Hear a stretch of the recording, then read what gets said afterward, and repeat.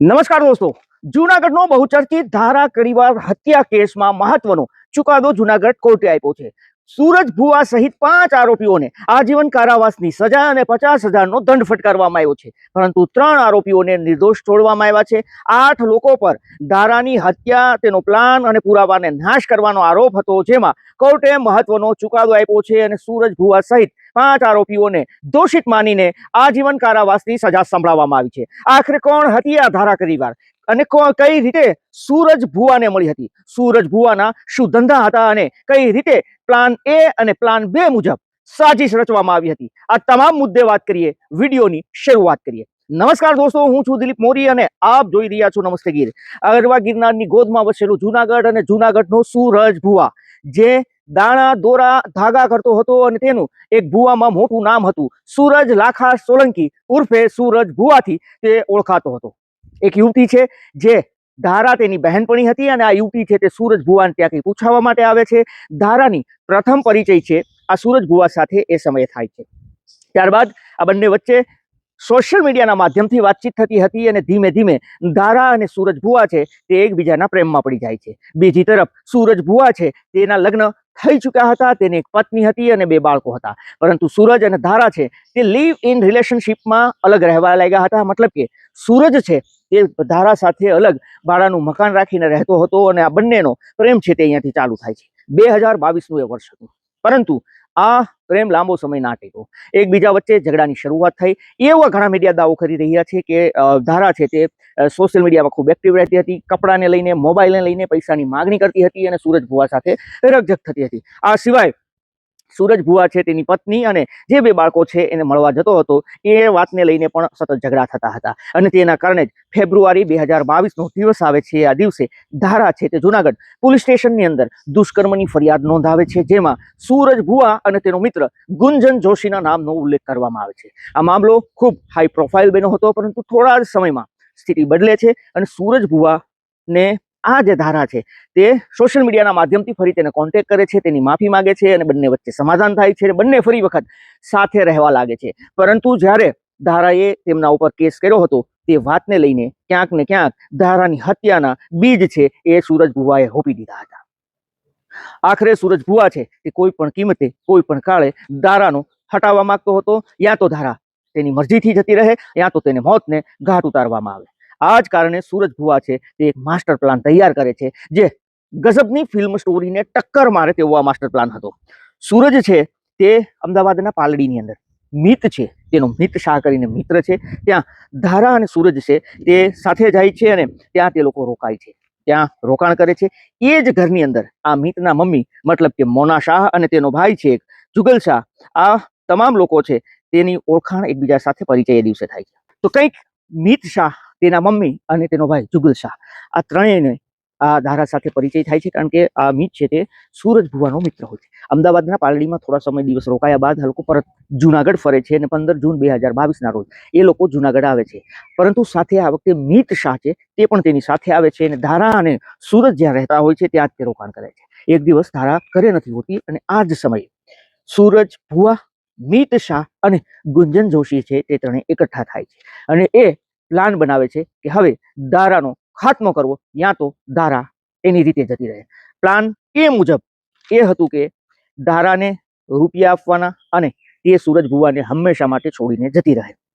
અગર એ રૂપિયા ના લે તો તેને મોતને ઘાટ ઉતારવાની આ બી પ્લાન હતો અને આ બી પ્લાન તાત્કાલિક એક્ટિવ કરવાનો. એ પ્લાન ફેલ જાય તો અગર ધારા પૈસા લે અને પૈસા લીધા બાદ પણ તે સુરજને ના છોડે તો પણ તેને મોતને ઘાટ ઉતારે.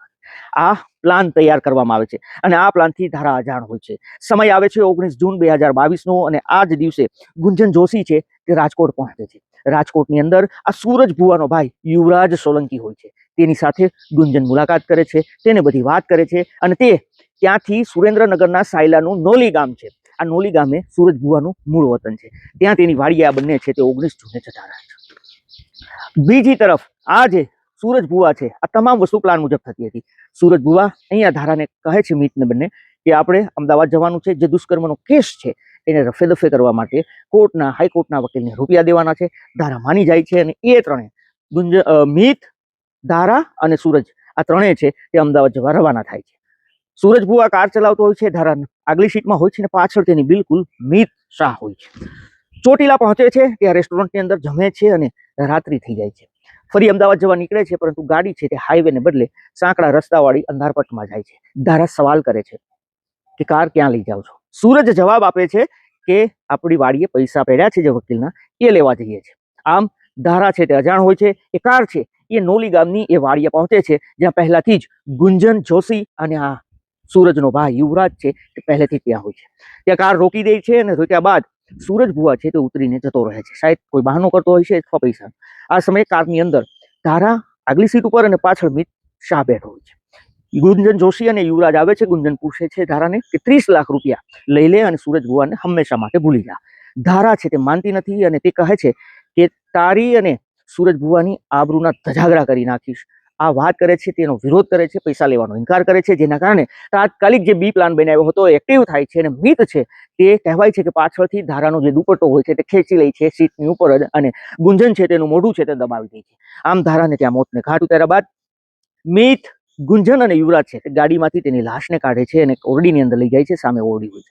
આ ઓરડીમાં સૂરજ ભુવા છે તે ઊભો હોય છે, એ રાહ જોતો હોય છે. ત્યાં એ ડેડ બોડીને સુવડાવે છે અને ત્યારબાદ એ તમામ ચારે લોકો છે તે ચેક કરે છે કે ધારા જીવે છે કે મરી ગઈ. ધારાનું આ રીતે મોત થાય છે. ધારાની હત્યા થયા બાદ ગુંજન બોલે છે કે મિત અને સૂરજ, તમે બંને પ્લાન મુજબ હવે અમદાવાદ રવાના થઈ જાઓ, અમે બોડીને રફે દફે કરી દઈશું. સૂરજના કાકા મુકેશ સોલંકીને પણ એ વાડીએ બોલાવવામાં આવે છે.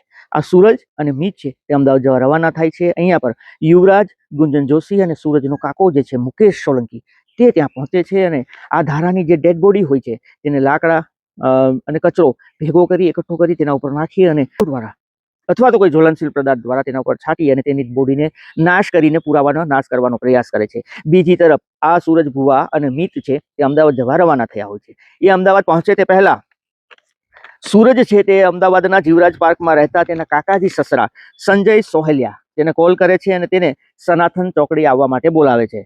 અહીંયાથી આ સનાથન ચોકડી તેના કાકા સંજય પહોંચે છે. કાકાજી સસરા તેને ધારાનો દુપટ્ટો છે એ તેને ઓઢાડી દે છે અને તેને કારમાં બેસાડી લે છે, જેથી કરીને પોલીસને એવું લાગે કે ધારા છે તે અમદાવાદની અંદર પહોંચી છે અને ગાડીની અંદર બેઠી છે. આ માટે તેનો દુપટ્ટો તેને ઓઢાડી દે, જેથી સીસીટીવીમાં આ લોકોનો ભાંડો ના ફૂટે. આ રીતે પ્લાન હતો અને સૂરજ, મુકેશ સોલંકી અને સંજય આ મિતના ઘરે પહોંચે છે અને મિતને માં છે મોના શાહ અને એનો ભાઈ છે જે જુગલ શાહ તેને આખો પ્લાન છે તે સમજાવે છે અને તેને આ પ્લાનની અંદર સામેલ કરી લેવામાં આવે છે. સંજય છે તે ફરી વખત ઘરે જતો રહે છે. તેનું ઘર ત્યાં હોય છે જીવરાજ પાર્કમાં, પરંતુ સૂરજ અને મિત છે આ બંને ત્યાંથી એક હોટલની અંદર ઓળખીતાનો સહારો લઈને હોટલમાં રાત્રિના સમયે રોકાઈ જાય છે. ત્યારબાદ સવારે 6 વાગે છે અને સવારે 6 વાગે આ મિતની જે મમ્મી છે મોના શાહ, જેની ઉંમર પણ ઘણી છે, વૃદ્ધ છે, આગળ છે, આ મોના શાહ છે સવારે 6 કલાકે આ ધારાના કપડાં પહેરી લે છે અને ત્યાંથી ઘરેથી ચાલતી ચાલતી રવાના થાય છે, જેથી કરીને સીસીટીવીમાં એ દેખાડવા થાય કે ધારા છે તે અહીંયા ઘરેથી જતી રહે છે. અને પ્લાન મુજબ આ મિતનો ભાઈ જુગલ છે એ મિતને ફોન કરે છે કે ધારા ઘરેથી પૈસા અને અન્ય વસ્તુ લઈને ક્યાંક જતી રહી છે, જેથી કરીને પોલીસને રેકોર્ડ બતાવવા થાય. ત્યારબાદ જુગલ છે તે એને શોધવા જાય છે. પાલડી અલગ અલગ જગ્યાએ પાલડી પહોંચે છે. ત્યાં તેની માતા હોય છે મોના શાહ, તેને પોતાની સાથે લઈ સનાથન જાય છે અને સનાથનથી તે પોતે ઘરે આવી જાય છે.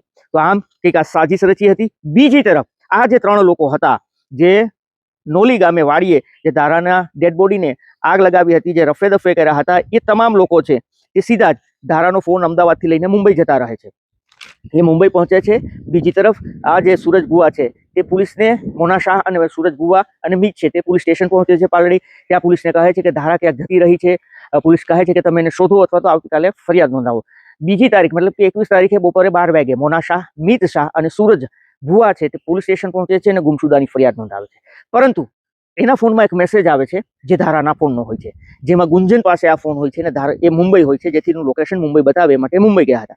ત્યાંથી ફોન મેસેજ કરે છે સૂરજને કે તારી પાસે ઘર નથી, ગાડી નથી, પૈસા નથી, હવે હું તારી સાથે રહેવા નથી માંગતી, હવે મુંબઈ આવી ગઈ છું, મારી બેનપણીને ત્યાં છું ને હું અહીંયાથી ક્યાંક જતી રહીશ, તું આવું વગેરે વગેરે તે મેસેજની અંદર હોય છે. આ મેસેજ છે તે સૂરજ ભુવા પોલીસને બતાવે છે, એટલે પોલીસ છે તે મેસેજ જોઈને ચોંકી જાય છે કે ધારા છે પરંતુ એને રહેવું નથી એટલે જતી રહી. બીજી તરફ આ 3 લોકો જે મુંબઈ હોય ધારાનો ફોન લઈને એ ત્યાં ને ત્યાં ફોનને તોડી નાખે છે અને તેનો નાશ કરી નાખે.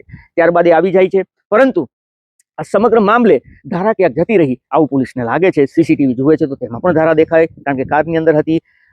ગુંજન જોશીની જે મિત શાહની મમ્મી છે મોના શાહ એ પણ ચાલી નીકળે, જેથી ધારા જ લાગે એવું પોલીસને લાગ્યું હતું. આ કેસ સામે બેસી ગયો હતો. મહિનાઓ વીત્યા હતા, પરંતુ ધારાનો ભાઈ છે મિત કડિયાવર તે કોર્ટના દરવાજા ખટખટાવે છે અને કોર્ટમાં તે દરવાજે જ્યારે ખટખટાવે છે ફરી વખત પોલીસ આ મુદ્દે તપાસ શરૂ કરે છે.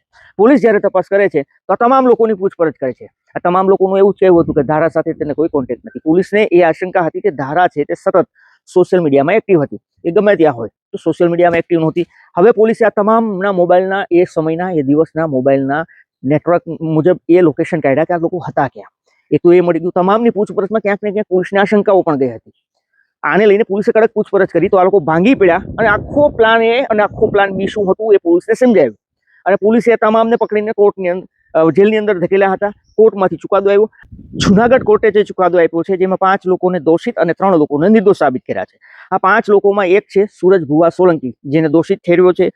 બીજો છે ગુંજન જીતેન્દ્ર જોશી. ત્રીજો છે ચોથું છે મુકેશ બીજલ સોલંકી અને 5મો છે યુવરાજ લાખાસ સોલંકી. તો આ 5 લોકો છે જે દોષિત અને આજીવન કારાવાસની સજા છે. 3 લોકો નિર્દોષ જાહેર થયા છે કારણ કે તેના વિરુદ્ધ પુરાવા નથી. આ 3 લોકોમાં સંજય સહેલિયા, જુગલ આનંદ શાહ અને મોના આનંદ શાહ આ 3 લોકો ઉપર આરોપ હતો પરંતુ એ લોકો નિર્દોષ છે એવું મનાય છે. કોર્ટે એવું કીધું છે. આ લોકો ઉપર આરોપ હતો કે તો કંઈક આ રીતે ધારા કડીવાર હત્યા કેસમાં મહત્વનો ચુકાદો આવ્યો છે. અમે જે કંઈ પણ ડિટેલ લીધી છે ઇન્ટરનેટના માધ્યમથી અને ભાસ્કર ડિજિટલ ભાસ્કર છે તેના માધ્યમથી આ વિડીયો તૈયાર કર્યો છે. અમારો વ્યક્તિગત કોઈ મત કે દાવો આ વિડીયોને લઈને નથી. પરંતુ આપનું શું કહેવું છે, આપનું શું માનવું છે જરૂર કમેન્ટ કરજો. કે આવા ભુવા અનેક હોય છે અને અનેક ભુવા એવા હોય છે જે સારા હોય છે. બધા ખરાબ નથી હોતા પરંતુ સૂરજ ભુવા જેવા પણ ભુવા હોય છે જેનાથી સાવધાન રહેવું ખૂબ જરૂરી છે.